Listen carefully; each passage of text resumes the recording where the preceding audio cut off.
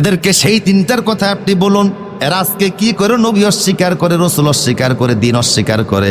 ইন্না আরসালনা ইলাইকুম রাসূলান শাহিদান আলাইকুম কামা আরসালনা ইলা ফিরআউনা রাসূলা।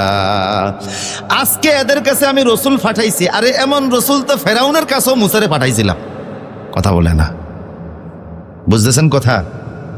আজকে এদের কাছে রসুল আপনারে পাঠাইলাম, ফেরাউনের কাছেও তো মুসারে পাঠাইছিলাম। পরিণতি কি এরা জানে না? ইতিহাস কি এরা পড়ে না?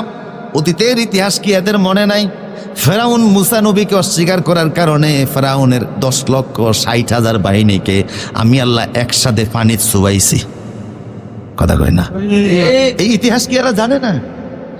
মুসাকে ফেরাউন অস্বীকার করার কারণে ফেরাউন এবং তার বাহিনীর 10,60,000 মানুষকে আল্লাহ পানির চুবিয়ে মারছেন, পানির একসাথে আল্লাহ ডুবাইছেন, চুবিয়ে দিয়েছেন।